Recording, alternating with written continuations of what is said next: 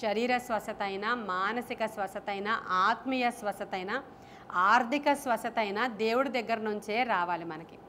మంగళవారం దినాన అనేకుల కొరకు స్వస్థత ప్రార్థనలు చేస్తానని యూట్యూబ్లో చాలామంది ఎదురు చూస్తూ ఉన్నారు. తప్పకుండా దేవుడు వారిని స్వస్థపరుస్తాడు.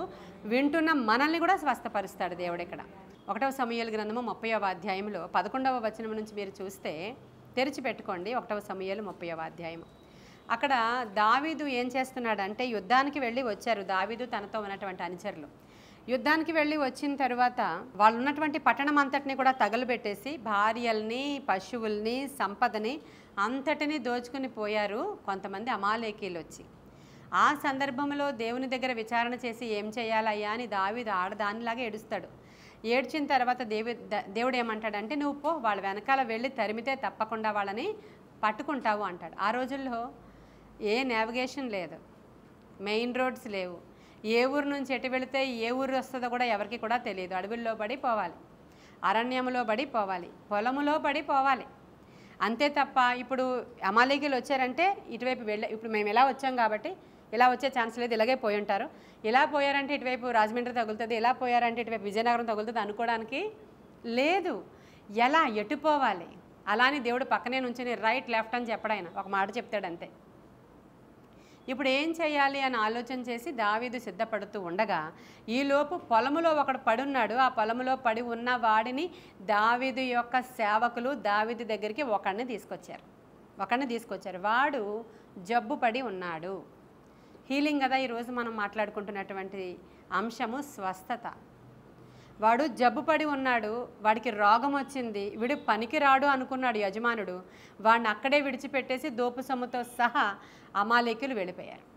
వీడికి ఎంత కాయిలా పడకపోతే వాడిని విడిచిపెట్టేస్తారు చెప్పండి. వాడికి ఇంకా ఎంత కుదరని రోగం వస్తేనో కదా వాడిని విడిచిపెట్టేసి పోయారు. లేకపోతే ఏదో ఒక గాడిద మీద వేసుకుని వెళ్ళిపోతారు వాడిని. వాడు ఇంకంత సిక్ అయిపోయాడు అనమాట. వాడిని ఆ పొలంలో పడి ఉన్నటువంటి అనారోగ్యంతో ఉన్నటువంటి ఈజిప్షియన్ వాడు, ఐగుప్తీయుడు వాడిని తీసుకొచ్చారు దావీదు దగ్గరికి. దావీదు విచారణ చేస్తున్నాడు, నువ్వెవరివయ్యా? నేను ఒక ఐగుప్తీయుడిని, నువ్వెందుకు అక్కడ మా పొలంలో పడున్నావు అని అడిగినప్పుడు, నేను నా యజమానుడి చేత విడనాడబడిన వాడను, నన్ను నా యజమానుడు విడిచిపెట్టాడు. ఎందుకని? నేను జబ్బు పడ్డాను కాబట్టి. నేను జబ్బుతో ఉన్నానయ్యా, అందుకని చెప్పి నన్ను ఇక్కడ పడేసి నన్ను విడిచిపెట్టి నా యజమానుడు నన్ను విడిచిపెట్టేసి పోయాడు, నేను ఐగుప్తీయుడిని అని చెప్పాడు. సరే, ఈ ఇన్సిడెంట్లో నుంచి మనం కొన్ని మాటలు నేర్చుకుందాం. వీడు ఐగుప్తీయుడు. మరి మనకి దేవుడు కొన్ని కట్టడలను, ఆజ్ఞలను విధించాడు ఆయన. మీరు నిర్గమాకాండ 15వ అధ్యాయంలోను, ద్వితీయోపదేశకాండం 7వ అధ్యాయంలోను, ద్వితీయోపదేశకాండం 28వ అధ్యాయంలోను ప్రభువు చెప్తాడు, నేను పలానా ఆజ్ఞలను మీకు ఇస్తున్నాను. మీ దేవుడైన యెహోవాను నేనే, మారాచేదును మధురముగా మార్చేవాడును నేనే. మీకు ఐగుప్తీయులకు వచ్చిన రోగాలలో ఏ రోగము రానియకుండా చేసేవాడను నేనే. ఎప్పుడంటే మీరు నా మాట శ్రద్ధగా విని నేను చెప్పినటువంటి ఆజ్ఞలను అనుసరించి నడుచుకొనిన ఎడల ఐగుప్తీయులకు వచ్చిన రోగాలలో ఏ రోగము నేను మీకు, అంటే అర్థం ఏంటి? ఐగుప్తీయులు శాపగ్రస్తులు, వాళ్ళకి చాలా రోగాలు ఉన్నాయి. క్షయరోగం అని, ఇంకా రకరకాల రోగాల పేర్లు ద్వితీయోపదేశకాండం 28వ అధ్యాయంలో రాయబడి ఉంటుంది. మీకు వచ్చే శాపాల లిస్టు ఉంటుంది, మీకు వచ్చే ఆశీర్వాదాల లిస్టు కూడా దాంట్లో ఉంటుంది. ఇప్పుడు మీకు ఐగుప్తీయులకు వచ్చిన రోగాలలో ఏ రోగము రానేను. ఎప్పుడు? మీరు నా మాట శ్రద్ధగా వింటే నిన్ను స్వస్థపరచు యెహోవాని. హల్లెలూయా. స్వస్థత ఆయన చేతుల్లోనే ఉంది. ఐగుప్తీయులకు వచ్చిన రోగాలు, ఇప్పుడు ఈ ఐగుప్తీయుడికి ఒక రోగం వచ్చింది, వీడికి స్వస్థత కలగాలి. వీడు ఐగుప్తీయుడికి ఒక రోగం వచ్చింది, వీడికి రోగాలు వాళ్ళకి తరచూ వస్తూ ఉంటాయి, ఆ రోగాలు ఎక్కువగా వస్తాయి, వాళ్ళు శాపగ్రస్తంగా ఉన్నారనేది మనకు అర్థమవుతుంది. ఈ ఐగుప్తీయుల లక్షణాలు కొన్ని ఉంటాయి, ఆ లక్షణాలు కానీ మీలో ఉంటే మీకు రోగాలు వస్తాయని అర్థం అండి ఖచ్చితంగా. ఐగుప్తీయులకి కొన్ని లక్షణాలు ఉన్నాయి. ఆ లక్షణాలు కనుక మనం అడాప్ట్ చేసుకుంటే మనకి కూడా అలాంటివే వస్తాయని చెప్పడానికి ద్వితీయోపదేశకాండం 28లోను 7లోను దేవుడు క్లియర్గా చెప్పాడు. ఈ ఐగుప్తీయులకు వచ్చిన రోగాల్లో ఆ రోగాలు మీకు రాకుండా ఉండాలంటే మీరు ఇలా ఉండాలి. ఇప్పుడు దావీదు ఏం చేస్తున్నాడు అయ్యా అంటే, ఏ వైద్యుడి దగ్గరికి తీసుకెళ్ళట్లేదు, ఏ డాక్టర్నే పిలవలేదు. వీడికి కుదరని రోగం వచ్చింది గనుకనే యజమానుడు విడిచిపెట్టి పోయాడు. వీడు వెళ్ళలేకపోయాడు ఇంకా ఆ ప్రయాణంలో, కాబట్టి వీడికి చాలా సిక్నెస్తో ఉన్నాడు వీడు. ఇప్పుడు దావీదు యోగక్షేమం కనుక్కున్నాడు. కనుక్కున్న తర్వాత దావీదు ఫస్ట్ వాడికి బ్రెడ్ ఇస్తాడు. చూడండి, పొలములో ఒక ఐగుప్తీయుడు కనబడెను. వారు దావీదును వద్దకు వాని తోడుకొని వచ్చి, వాడు 3 రాత్రింబగళ్ళు అన్నపానములేమియు పుచ్చుకొనలేదని తెలుసుకొని వానికి భోజనము పెట్టి దాహమునకు అంజూరపు అడలోని ముక్కను 2 ద్రాక్ష గెలలను వానికి ఇచ్చెను. వాడు భోజనము చేసిన తరువాత వాని ప్రాణము తెప్పరిల్లగా అని ఉంటుంది. అంటే వాడికి ఫస్ట్ రొట్టె ఇస్తాడు దావీదు. రొట్టె, అడలు, అంజూరపు అడలు, భోజనం. మిగతా అన్నీ కూడా అంజూర పళ్ళు, ద్రాక్ష గెలలు ఇవన్నీ కూడా ఉంటాయి. ఇప్పుడు ఈ ఐగుప్తీయులు హెబ్రీల దగ్గర భోజనం చేయరు. ఈ ఐగుప్తీయులు హెబ్రీలతో కలిసి కానీ హెబ్రీల దగ్గర కానీ భోజనము చేయరు. అది ఫస్ట్ నుంచి ఉన్నదే.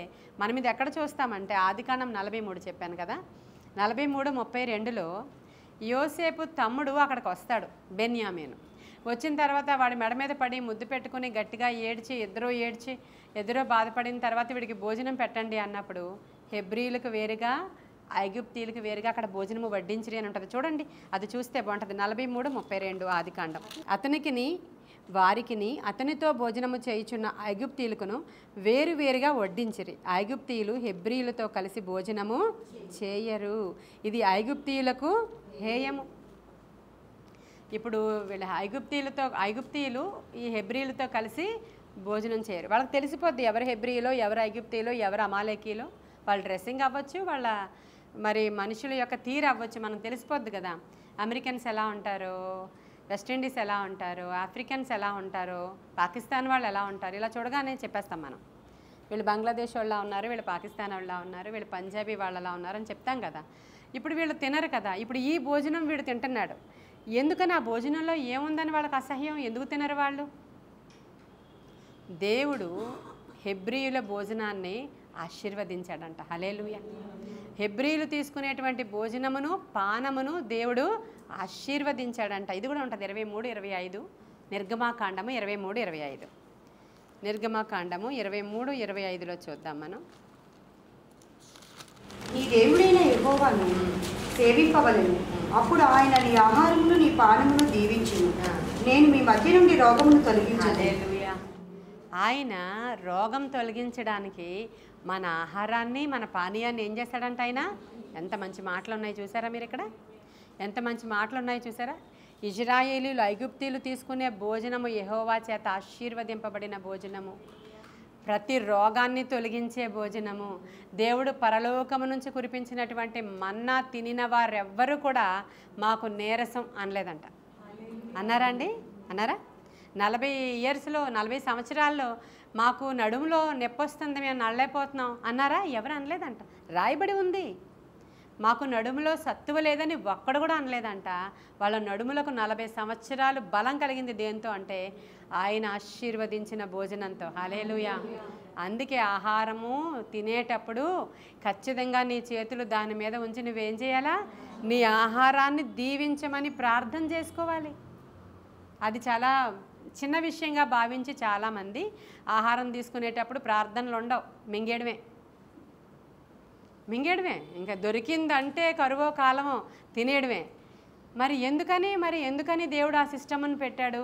ఆహారము భుజించేటప్పుడు అంటే ప్రార్థన చేయక మింగువారని కీర్తనల గ్రంథంలో ఉంటుంది వచ్చేట. ఇప్పుడు ఈ హెబ్రీయులు తీసుకునేటువంటి ఈ భోజనాన్ని, పానమును దేవుడు ఆశీర్వదించాడంట. ఇక్కడ ఏ డాక్టర్ దగ్గరికి తీసుకెళ్ళలేదు ఈజిప్షియన్ వాడిని. ఆ దావీదు ఆహారం ఇయ్యగానే తినినప్పుడు వాడు తెప్పరిల్లాడంటండి, హీలైపోయాడు, తెప్పరిల్లిపోయాడు ఆహారం. ఎందుకంటే వాళ్ళ ఆహారం ఆశీర్వదింపబడిన ఆహారం. ఆయన ఆశీర్వదించిన ఆహారం మనం తీసుకున్నప్పుడు ఖచ్చితమైన హీలింగ్ వస్తుంది. ఈరోజు మనం హీలింగ్ గురించి మాట్లాడుకుంటూ రమా హీలింగ్ గురించి మనం ఆలోచన చేసినప్పుడు ఆవిడ ఒక్కరితే కాదు, మీకు కూడా నేను ఫోన్లో ప్రార్థన చేస్తున్నప్పుడు మీ చేతిలో గ్లాస్ ఆఫ్ వాటర్ తీసుకోండి అంటాను నేను. ఇది నాకు ఎవరు చెప్పారు? ఇంత నాకు డెప్త్ ఏమీ తెలీదు, పరిశుద్ధాత్ముడు గైడ్ చేసింది నేను మీకు చెప్తూ ఉంటాను. ఎంత దూరదేశంలో ఉన్నా, ఎంత దూర ప్రాంతంలో ఉన్నా ఫస్ట్ నేను చెప్పేది ఏంటంటే, మీలో ఎంతమంది ఇలా గ్లాసులో వాటర్ తీసుకుని స్వస్థపరచబడ్డారు నా ద్వారా? హల్లెలూయా. నా ద్వారా కాదు, దేవుని ద్వారా, నేను ప్రార్థన చేయడం ద్వారా. నేను ఎవరికైనా అదే చెప్తాను, మీకు స్వస్థత కావాలి, కడుపులో అస్సలు బాగలేదు, మరి ఇంత సిక్ అయిపోయాం, ఇంత జ్వరం వచ్చేసింది, ఇది ఇలా జరిగింది, ఇది అలా జరిగిందని చెప్తే ఒక గ్లాస్తో మీరు వాటర్ తీసుకోండి అంట. నీకు కూడా విపరీతమైన సిక్ అయినప్పుడు నేను అదే చెప్పాను కదమ్మా.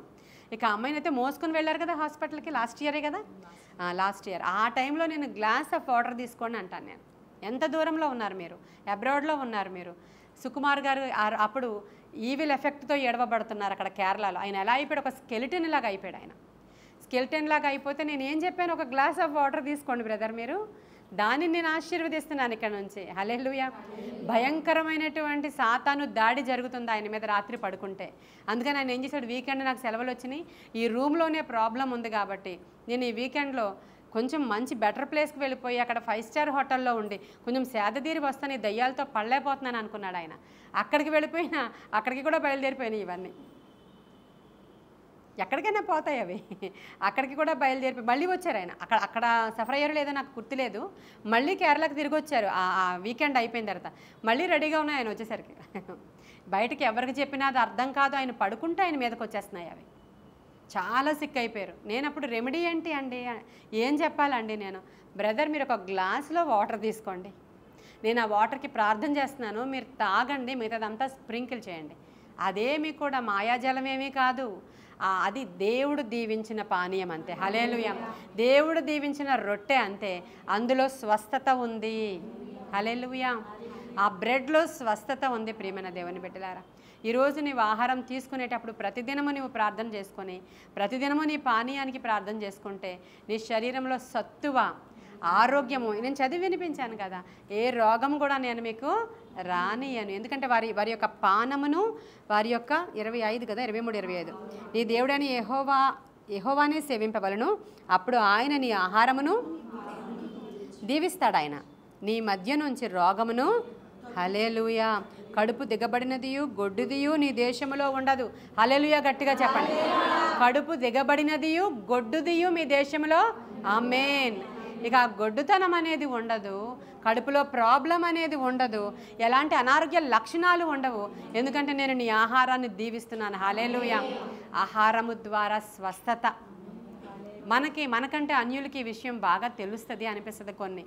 వాళ్ళ గుడిలో ఇచ్చినటువంటి ప్రసాదాన్ని ఎంత శ్రేష్టంగా తీసుకొని కళ్ళకు అద్దుకొని, అది కింద పడకుండా, అది ఎలా చేశారో, శుభ్రంగా చేశారో లేదో, ఆ పంతులు ముట్టేసుకున్నారు లేకపోతే ఇంకోళ్ళు అని అనుకోరు. వాళ్ళ కళ్ళకు అద్దుకొని చాలా ప్రశస్తంగా తీసుకుంటారు కదా.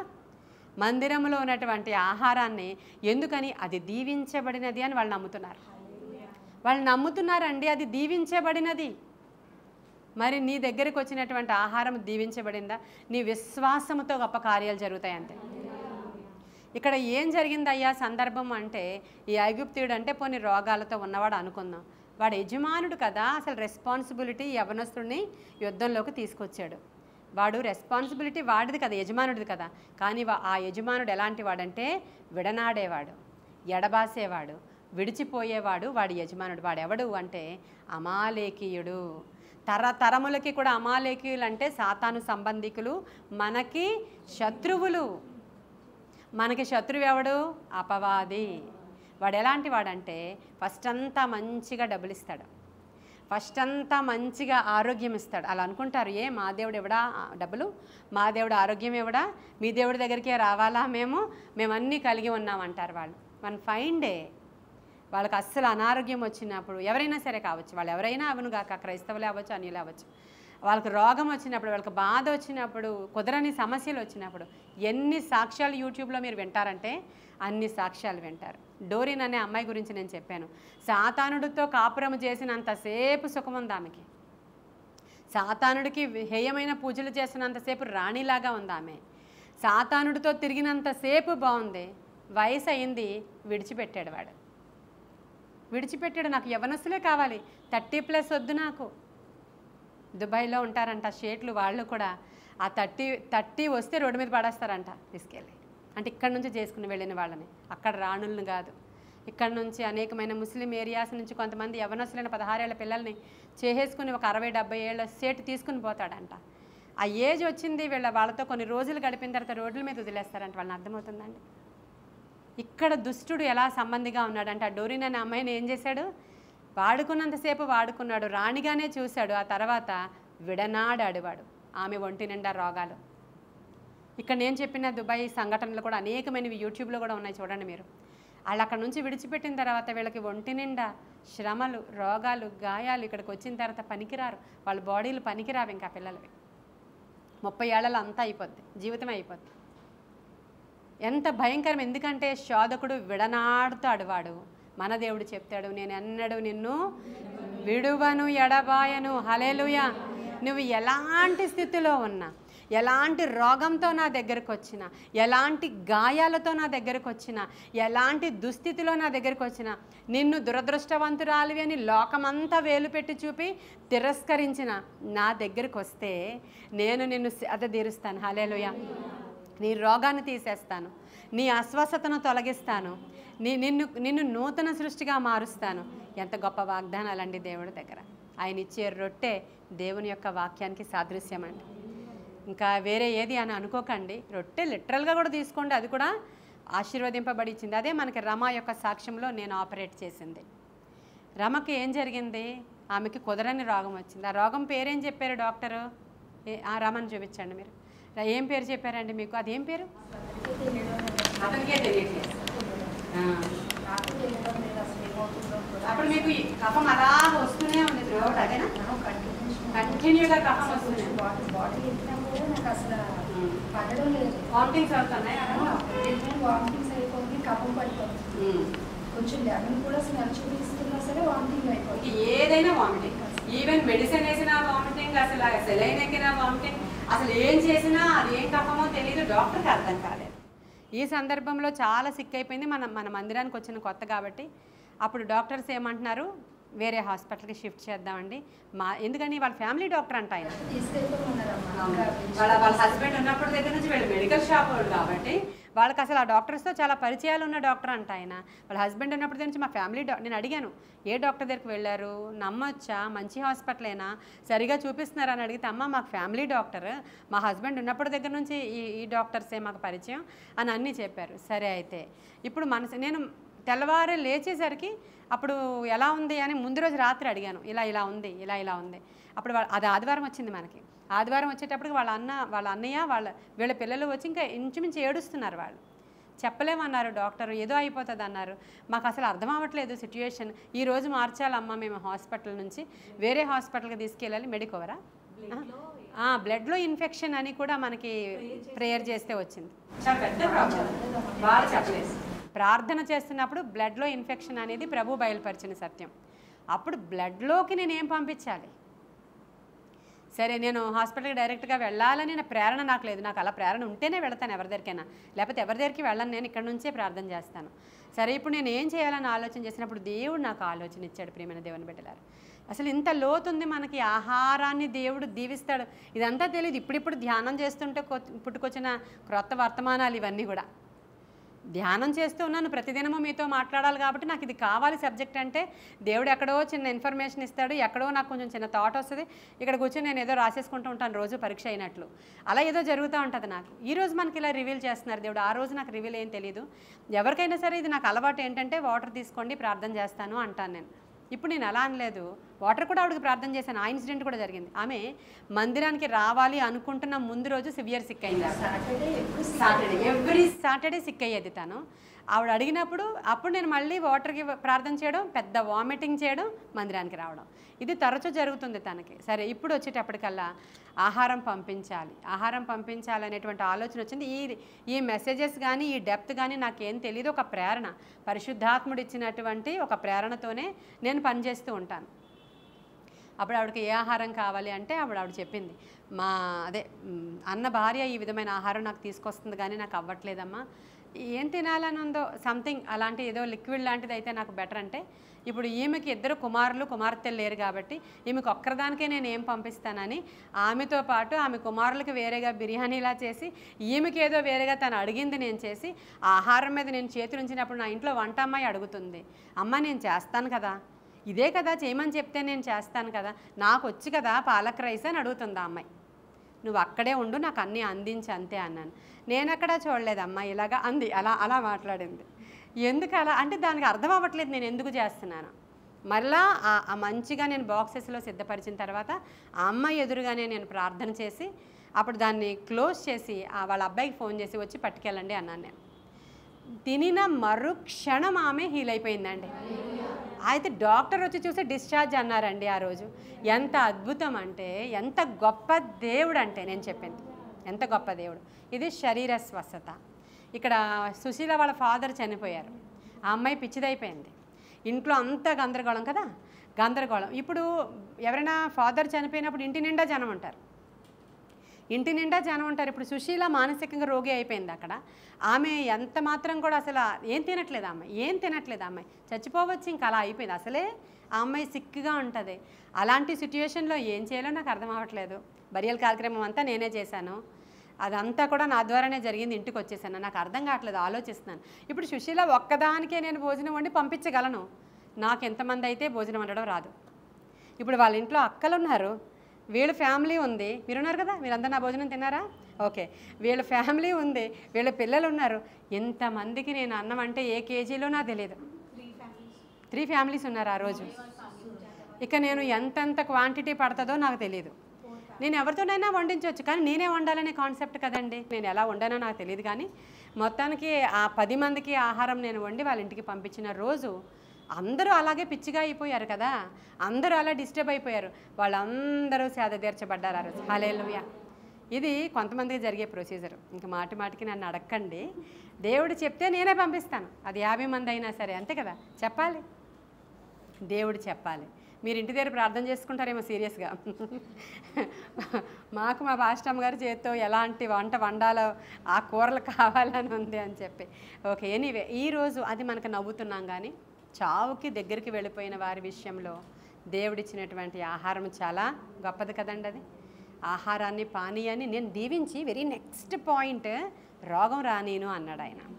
కాబట్టి ఆహారం ద్వారా మనకి స్వస్థత జరుగుతుంది. ఎందుకు అంత లార్డ్ సప్పర్ ప్రతిసారి నేను ప్రార్థన చేసేటప్పుడు నేను ప్రార్థన చేసి ఇస్తూ ఉండడం ద్వారా అనేక మంది అది తీసుకుని స్వస్థత పొందుకుంటూనే ఉన్నారు. మన దగ్గరికి ఎవరు ఈవిల్ ఎఫెక్ట్తో వచ్చినా ఫస్ట్ మీరు ఏం చేస్తారు, వాటర్కి ప్రార్థన చేసి వాళ్ళ నోట్లో వేస్తూ ఉంటాం. చనిపోయిన అమ్మాయి ఒక రోజున లేచింది మా ఇంట్లో, హల్లెలూయా. ఆ అమ్మాయి ఇంకా లాస్ట్ స్టేజ్లో మా ఇంటికి తీసుకొచ్చి మా హాల్లో పడేశారు. ఆ అమ్మాయిని ఏ ఏరియాలో కల్వరీ బాప్టిస్ట్ చర్చ్ నుంచి తీసుకొచ్చారు. వాళ్ళ ఇల్లు అక్కడ, కానీ వాళ్ళు కల్వరీ బాప్టిస్ట్ చర్చ్ మెంబర్స్. ఈరోజు వాళ్ళు వచ్చి సాక్ష్యం చెప్పమంటే చెప్తారు. ఒక పోలీస్ కానిస్టేబుల్ పోలీస్ క్వార్టర్స్ నుంచి వచ్చారు వాళ్ళు అక్కడ. అమ్మాయికి ఏదో చేతబడి చేశారు, ఇంకా అయిపోయింది టైము. ఇంకా అమ్మాయి ఆ తల్లి ఏం చెప్పిందంటే, నాకు ఆ రోజు ఇదేంటి ఇలా చావు బతుకుల్లో ఉన్న అమ్మాయిని తీసుకొచ్చారు మా దగ్గరికి, హాస్పిటల్కి తీసుకెళ్ళాలి లేకపోతే ఎక్కడికైనా తీసుకెళ్ళాలి అంటే, అమ్మాయి ఆవిడ ఏం చెప్పిందంటే అయితే బ్రతికితే ఇంటికి తీసుకెళ్తాం, చనిపోతే గార్బేజ్లో పడేసి వెళ్ళిపోతాను. మేం పడలేము ఈ పిల్లతో, మా ఎవ్వరికి సంవత్సరం నుంచి తిండి లేదండి, వండుతాము ఇంత కొండతో డ్రైన్లో పోస్తాము, మేము వండుకుంటాము, ప్రతిరోజు ఏడుస్తాము. ఎందుకంటే ఈ పిల్లతో చావు బతుకు సమస్య అయిపోయింది, ఒక్కరోజు శాంతి లేదు, సంవత్సరం నుంచే పడుతున్నాం, చచ్చిపోతే పడేసి వెళ్ళిపోతాను పెంటలో, నేను బ్రతికితే నాకు కూడా తీసుకెళ్తానని ఆవిడ మా హాల్లో నిద్రపోయింది. మీకు తెలిసే సంగతే, అంటే అంత అలిసిపోయింది తల్లి, మనమేం అనుకోవడానికి లేదు. కొన్ని రోజులు ఒక ఇంట్లో ఒకరు సిక్ అయితేనే అటు ఇటు తిరిగి పని చేసేసరికి మనకు వస్తుంది. అలాంటిది సంవత్సరం నుంచి ఒక బిడ్డతో వాళ్ళు నరకం అనుభవిస్తున్నారు, అనేక చోట్లకి తిప్పారు, డాక్టర్స్ అయిపోయారు, పాస్టర్స్ అయిపోయారు, అందరూ అయిపోయారు. నేను చేసిన కేవలం ఒకే ఒక ప్రొసీజర్, మరలా వాటర్ పట్టరండి, వీళ్ళు తీసుకొచ్చారు. నేను దానికి హార్ట్ఫుల్గా ప్రార్థన చేసి, దేవా ఇది నీ రక్తమే నేను ఆమెలోనికి ప్రోక్షిస్తున్నాను, నీవే ఈమెను బ్రతికించాలి, నా వల్ల కాదంటే నేను ప్రార్థన చేసి ఆమె నోట్లో వేస్తే 5 నిమిషాలు కూడా టైం పట్టలేదు. మీకు తెలుసా అద్భుతం, హల్లెలూయా. 5 మినిట్స్లో లేచి కూర్చొని, అయ్యో నా తల చెరిగిపోయింది ఏంటి అని జుట్టు సరి చేసుకుంటుంది అమ్మాయి. వచ్చేటప్పుడు హోస్ట్లో లేదు అమ్మాయి. అద్భుతం చేశారు దేవుడు, ఆశ్చర్యం చేశారు దేవుడు. ఆ తర్వాత అమ్మాయి బైబిల్ ట్రైనింగ్ కూడా దేనికో వెళ్ళినట్లుంది. మరి ఇప్పుడు పెళ్ళిళ్ళు అయిపోయి ఉండొచ్చు. 10 సంవత్సరాల క్రితం సంఘటనలు ఇవన్నీ కూడా. అప్పటికి మనకు మందిరం లేదు, ప్రేయర్ సెల్. ఇవన్నీ కూడా మనకి ఏమి ఇండికేట్ చేస్తుందంటే, ప్రతిసారి వాటర్ కాదు, ప్రతిసారి భోజనం కాదు, కానీ దేవుడు ఆయన కనికరముతో మూవ్ అవుతాడండి. ఆయన కనికరముతో మూవ్ అవుతాడు. అన్నిటికంటే ప్రధానంగా మీరు ఈ రోజు నుంచి ఏ ఆహారమైనా ప్రార్థన చేసుకొని తీసుకోండి. ఆహారాన్ని మనం ప్రతిరోజు ఏం తింటున్నారో మీరు దాన్ని దీవిస్తే దేవుడు, మనం ఖచ్చితంగా ఆహారం తీసుకున్నప్పుడు మన్నా తినిన మన పితరుల వల్లనే ఉంటాం. మన టైం వచ్చినప్పుడు మనం వెళతాం, అలా అని మనం ఏం శాశ్వతంగా భూమి మీద ఉండిపోయేవాళ్ళం కాదు. కానీ రోగాలు మన శరీరంలో ఉండడం దేవుని చిత్తం కాదంతే. ఆయన ఖచ్చితంగా స్వస్థపరుస్తాను అన్నాడు, స్వస్థపరుస్తాడు. కాబట్టి ఈ విధంగా స్వస్థత ఆయన ఇచ్చేది, మనం రిసీవ్ చేసుకునేది ఆయన చేతుల్లో ఉన్నది అది. అయితే ఈ ఐగుప్తు అనేటప్పటికల్లా ఐగుప్తీయులు చాలా గర్విష్ఠులు, అంతేనా? దాని రిఫరెన్స్ కూడా చూద్దాం. 6వ అధ్యాయం 6వ వచనం 1వ సమూయేలు చూడండి. ఐగుప్తీయులను ఫరోను వాళ్ళిద్దరూ ఎలాంటి వాళ్ళంట? చాలా కఠినమైన స్వభావము గలవాళ్ళు గనుక అనే మాట అక్కడ రాయబడి ఉంటుంది మనకి. ఇక్కడ మనం స్వస్థతలు పొందుకోవడానికి చాలామందికి అడ్డొచ్చేది ఏంటంటే గర్వ హృదయము, కఠినమైన హృదయం. ఎంత చెప్పు రిసీవింగ్ లేదు, అవునా? చాలామందికి ఎంత చెప్పు వాళ్ళు రిసీవ్ చేసుకోవడం వాళ్ళ వల్ల అవ్వడం లేదు. ఎందుకయ్యా వాళ్ళు రిసీవ్ చేసుకోలేకపోతున్నారు స్వస్థతలు అంటే వాళ్ళ హృదయం చాలా కాఠిన్యంతో నింపబడి ఉంది. అదే ఐగుప్తీయుల లక్షణం. ఈరోజు రోగాలు వచ్చినాయి అంటేనే ఎక్కడి నుంచో వచ్చింది మనకి. ఈరోజు ఐగుప్తు నుంచి వచ్చింది అది. వాళ్ళ లక్షణం నువ్వు అడాప్ట్ చేసుకున్నావు కాబట్టి నీకు ఈ యొక్క స్వస్థత జరగడం లేదు. నువ్వేమవ్వాలంటే విరిగి నలిగిన మనసుతో దేవుణ్ణి వేడుకోవాలి. దేవుని కనికరం మన మీద మూవ్ అవ్వాలండి. స్వస్థతలు జరగాలంటే ఆయన కనికరం మన మీద రావాలి. 10 మంది కుష్ఠరోగిని బాగు చేసినప్పుడు కనికరం, పాడెను ముట్టుకున్నప్పుడు కనికరం, అక్కడ 20,000 మంది వచ్చారు, వాళ్ళకి భోజనం లేదు, కనికరం. కనికరమే, దేవుని కనికరంతో మూవ్ అయితే నీకు సమృద్ధి వస్తుంది, నీకు స్వస్థత వస్తుంది. ఆయన కనికరం మన మీదకి దిగిరావాలండి. మనల్ని చూసినప్పుడు కనికరంతో ఆయన మూవ్ అవ్వాలంటే మనం ఎలా ఉండాలా? వినయ మనస్కులమై, విరిగి నలిగిన హృదయము గలవారమై. ఈ ఐగుప్తీయులకున్న లక్షణాలలో ఏ లక్షణము మనకి లేకుండా ప్రభువు యొక్క కృపకి మనము పాత్రులం అయితే ఖచ్చితంగా మనల్ని దేవుడు బ్లెస్ చేస్తారు. గొప్ప స్వస్థతలు మనకి జరుగుతాయి. కాబట్టి ఈరోజు చిన్నవి పెద్దవి ఎలాంటి స్వస్థతలు అయినా ఆయన వాగ్దానం చేస్తున్నాడు. అన్నాడు, నేను శాతానుడు విడిచిపెట్టినట్లు నేను విడిచిపెట్టేవాడిని, వాడు విడిచిపెడతాడు. అలా ఎంతోమంది విడనాడబడిన వారిని యేసయ్య సేద తీర్చారు. అప్పటి వరకు వాళ్ళ కళ్ళు కనబడవు, వాళ్ళ కళ్ళకి నేత్రాలకి గ్రుడ్డితనం కలుగుతుంది. కాబట్టి ఏ దేవుడు ఎవరో కానరాడు. కాబట్టి వారి తప్పు కాదు, వాళ్ళ కనులు మూతబడి ఉన్నాయి. వాళ్ళు అలా సిక్ అయిపోయినప్పుడు, బాధలలోనికి వెళ్ళిపోయినప్పుడు, ఎన్నో వేదనలు పడినప్పుడు, ఇంచుమించు ఇంకా మంచానికి అతుక్కుపోయినప్పుడు ఎంతోమంది ఏ స్టేజ్లో బ్రతికించబడుతున్నారంటే ఇంకా అసలు వాళ్ళకి ఏ హోప్ లేదు. అప్పుడు ఎవరయ్యా వాళ్ళని దర్శించింది అంటే, ఎవరు నిన్ను చేయి విడిచినా నేను నిన్ను చేయి విడవను. హల్లెలూయా. అది యేసయ్య స్లోగన్. అంటే యేసయ్యకి అందరూ అలాంటి వాళ్ళే కావాలా, దిక్కులేని వాళ్ళే కావాలా, విడనాడబడినోళ్ళే కావాలా, పేదోళ్ళే కావాలని మన ప్రభుని ఎంతో దూషిస్తున్నారు. ఆరోగ్యవంతుల కోసం కాదు కానీ రోగుల కొరకే వైద్యుడు. హల్లెలూయా. ఆయన పరమ వైద్యుడు కనుక ఆయన అలాగే మూవ్ అవుతాడు ఆయన. హల్లెలూయా. అట్టి వారందరినీ దర్శిస్తాడు ఆయన.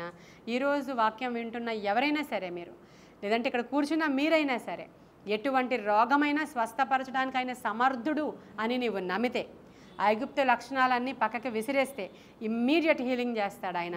అటువంటి స్వస్థత కూర్చున్న మనకి, వినుచున్న వారందరికీ కలుగునుగాక. ఈ కొన్ని మాటలు దేవుడు మన వినికిడిలో దీవించునుగాక. ప్రార్థన చేస్తాను నేను. మీలో కొంతమంది రిసీవ్ చేసుకునే వాళ్ళు రిసీవ్ చేసుకోవచ్చు. నా వాక్యం యూట్యూబ్లో వింటున్న వాళ్ళు కూడా, మీరు స్వస్థత కావాలంటే మీ చేతిలో ఒక గ్లాస్ ఆఫ్ వాటర్ని పట్టుకోండి. మీరు ఇక్కడ కూర్చున్న వాళ్ళల్లో కూడా మీ వాటర్ బాటిల్లోనే ఆ మూతలో మీరు అది తీసుకోవచ్చు. ప్రేమ కలిగిన గొప్ప తండ్రి నీకు వందనాలు. జాలిగల గొప్పవాడా నీకు వందనాలయ్యా. వాక్యములో బలం ఉందయ్యా. నీ వాక్యం అనే రొట్టెను మేము తీసుకుంటున్నామయ్యా. నీ వాక్యం అనే నీళ్లను మేము తీసుకుంటున్నామయ్యా.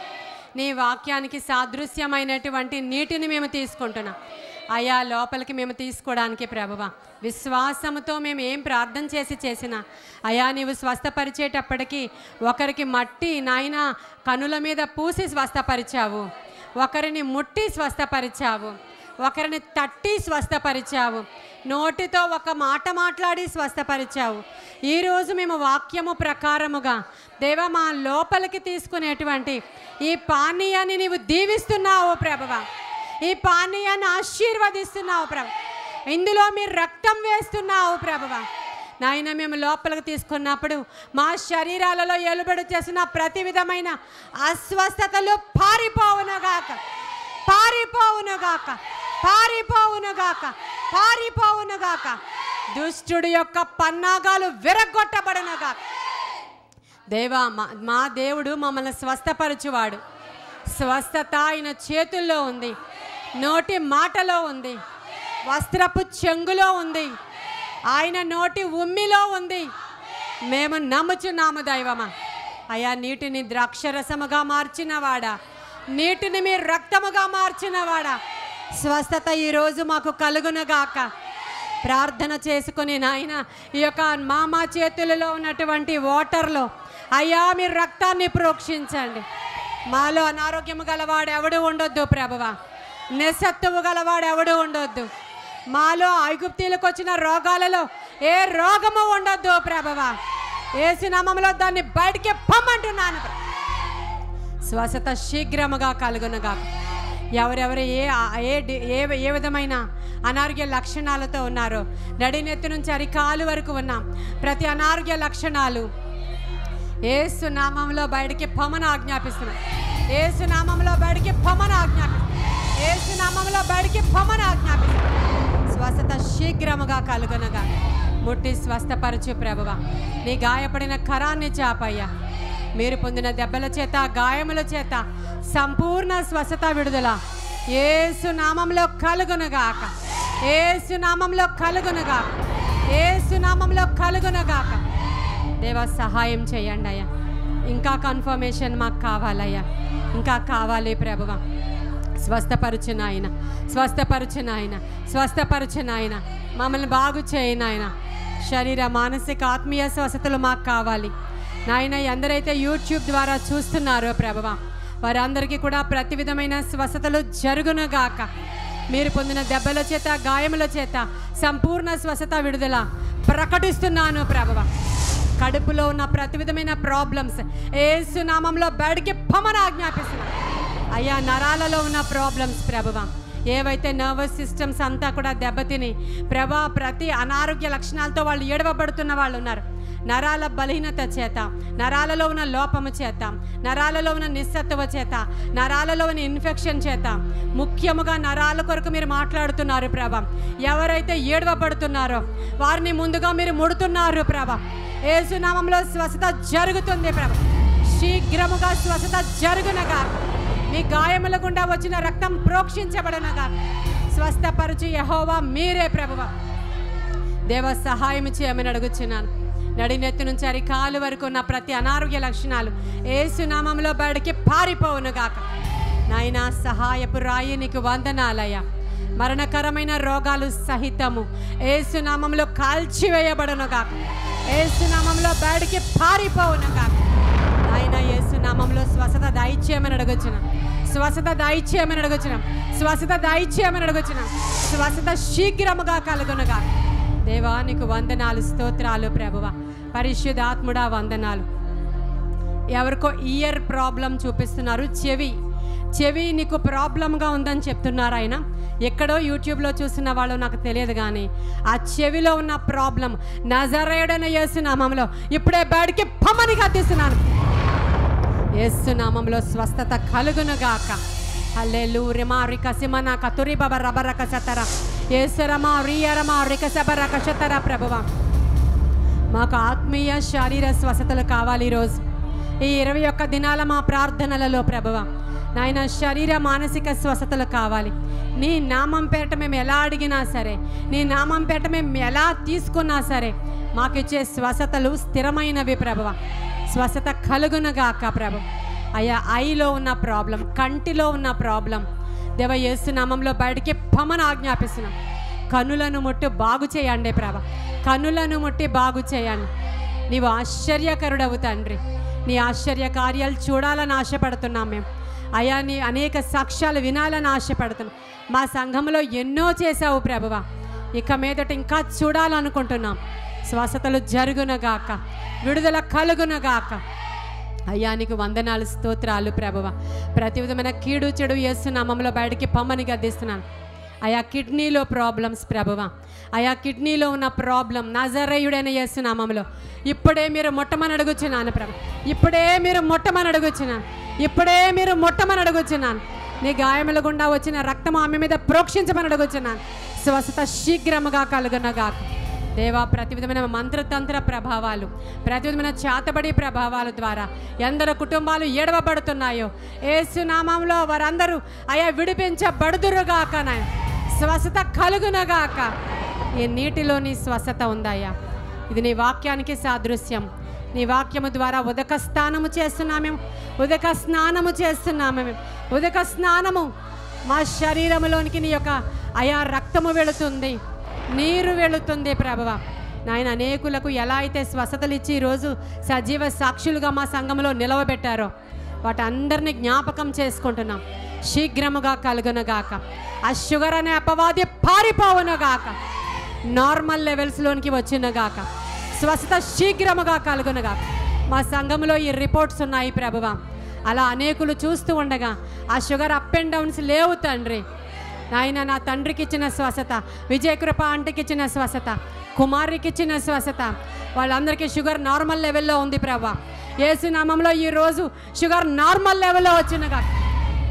థైరాయిడ్ అయితే ఎంతమందికి అయితే మా సంఘంలో నిల్ ఇచ్చావో ప్రభువా, వినుచున్న వారిలో ఎవరు రిసీవ్ చేసుకుంటున్నా వాళ్ళకి ఆ నిల్ రిపోర్ట్స్ వచ్చినగాక. థైరాయిడ్ నార్మల్ రిపోర్ట్స్ ప్రభువా. యేసు నామంలో స్వస్థత కలుగునగాక, విడుదల కలుగునగాక. కనని గర్భము కనునుగాక. దేవా, హన్నాను జ్ఞాపకం చేసుకున్నట్లు ఈరోజు నీవు జ్ఞాపకం చేసుకుంటున్నావు అయ్యా. మీలో గొడ్డుతనము ఉండదన్నావు. యేసు నామములో స్వస్థత కలుగునగాక. Receive in the name of Jesus. Yesu నామములో స్వస్థపరచువాడవు నీవే దేవా. సాక్ష్యాలు మాకు కావాలయ్యా.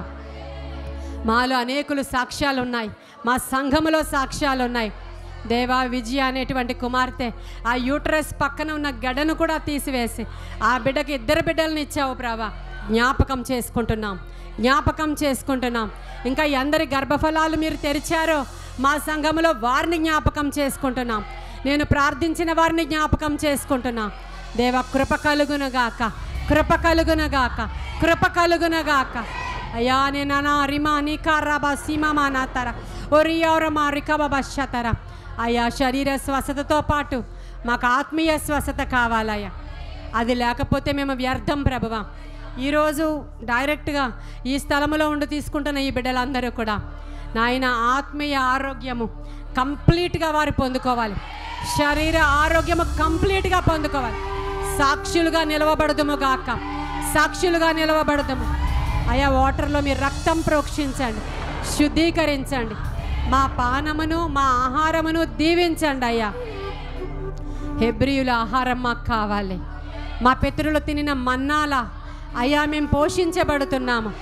ఆత్మకార్యాలు జరిగి ఎందరైతే యేసుక్రీస్తు ప్రభువారిని రక్షకుడిగా అంగీకరించారో మా గోత్రం మారిపోయింది అయ్యా, మా రక్తం మారిపోయింది దేవా. మేము కూడా పరలోక సంబంధమైన హెబ్రీయులమే కదా ప్రభువ.